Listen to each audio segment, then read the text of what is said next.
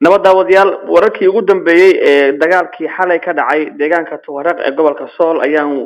warkooda ilaa saacadii ugu dambeeyay raadinay waxa khadka taleefanka hadda si toos ah ugu jira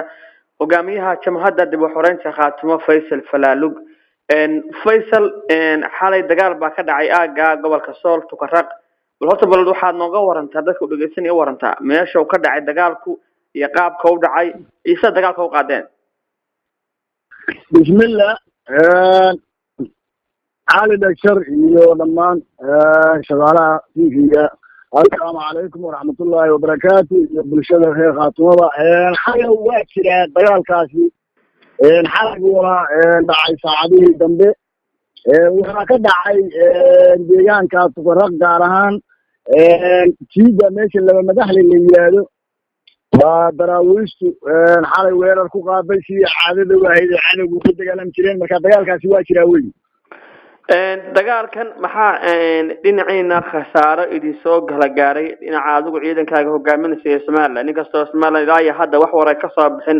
inkastoo marka laga reebo warbaahinta oo aad arrintan dagaalka maanta u qoraysa maxaa dhinaciina khasaaro idin soo gaaray Faysal adeero anaga wax ka soo gaarin dad ilaahay uu heelinayo xaq u diriiraan nahay nimankeena baadil bay ku socdaan annaga waxna soo gaaray haba yaraatee ma jirto sidana ma qayno annagu waxyeelo hadayna soo gaarayna xabado ma qarino waxyeelada dadka iyaga marka annaga waxna soo gaaray ma jirto Faysal dagaalkan maxaa soo celinaya dhowrkii jeerba waad qaadaan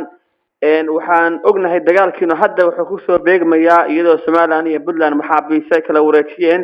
oo labada maamul maxaabiis ay kala wareejiyeen inkastoo aan ilaa imika lagu rasmi loo hayn meel ay ku heshiiyeen laakiin maxaa idinku dagaalkan maadaama labadii maamul maxaabiis ay kala wadaarsadeen idina deegaanka aad ku sugan tihiin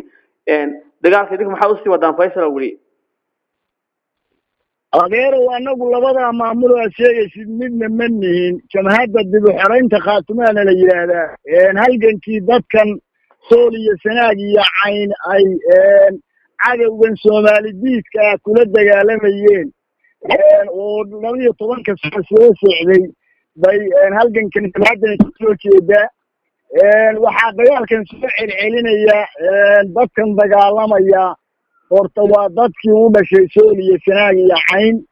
waa dadkii 12 sano la soo dagaalamayay nimankan Soomaalidiidka waa dadka dalkooda lagu soo duulay waa dadka midnimada Soomaaliya doonaya marka waxa weeyaan waxa soo celinaya inta ay cadawgaasi ku jiraan Soomaalidiidka ay dalkeeda joogsanaayo dagaalkaasi waanu wadayna annaga kuwii deegaanka leh waayahay mowqifkiina si aad u aragtaan in Puntland iyo Soomaaliland oo maxaabiista ay kala wareejiyeen idinka muxuu dal muuqdaa Faysal war waxaas wax noo yaala maaha kuwaasi Puntland wadankan iyada markii hore laga qabsaday Soomaaliland tan aad sheegayso SNM jamhadda SNM qarankii Soomaaliya dinisay oo Ingiriis u shaqaynaysa ay hayday reer Puntland dalka kama ay qabsane bulbahante maamulka Puntland wax ka samaystay Puntland iyada jamhadda maxay ku wareejisay meesha hadeerna wixii bay wadaa maxay hayday sidii uun bay heshiis u yihiin maxaa jira way muuqanaysaa dadkuna way arkaan indhaha way ku arkaan hadalkaaga waxaa ka dareemaya in maamulka Puntland iyo Soomaaliland leedahay heshiis oo say jiraan waxaa soo baxayay dhawaanahan inkastoo aan la hubin in madaxweynaha Puntland Saciid Cabdullaahi Dani iyo madaxweyne Muuse Biixi Cabdi ay dib isku arkeen inkastoo warkaan si rasmi loo hayn heshiis hoose miyay idin muuqdaan oo Faysal oo idinku xogtooda haysan ka jimadahan war waa noo muuqdaan faacay tameef lagama dhawro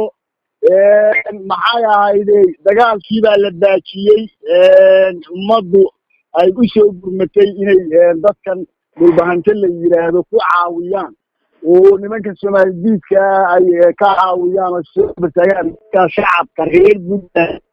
maxay ahayd mustamaciin dadka arrintii ay garab ku siinayeen maamulkan isaga sidaas weeyay dagaalkii baajiyay hadda waa aragtaan maamulkan inay maxaabiistii la kala wareegeen oo meeshii heshiis iyo soodil cusub oo khadcaga ay wadaan way muuqataa marka arrintaas caddaade marka mar haddii Somaliland iyo Puntland maxaabiisay kala wareegeen idina laba ciidan dhexdooda aad ku jirtaan muxuu noqonayaa mustaqbalkiina Faisal mustaqbalkeegu wuxuu noqonayaa inaanu guulaysano dadka aanu leedahay wax heshiisa oo ka dhicita oo anagu aanan goyna ma jiro aan goynayno ilaa iyo inay ku noqdaan biyo Faisal Falalu ayuu ahaa hogaamiyaha jamhadda dib u xoreynta Khaatimo oo goor dhaweyd taleefanka guurguura aan ku helay kadib dagaal xalay ka dhacay aaga gobolka Sool oo warbaahintu maanta si weyn u hadlaysay aad baad u mahadsantahay Faisal waraysigana siisay Sam News TV waa kugu soo laaban doonaa Sam News TV shaqaalihiisa cali dhakab salaam alaykum wa rahmatullahi wa barakatuh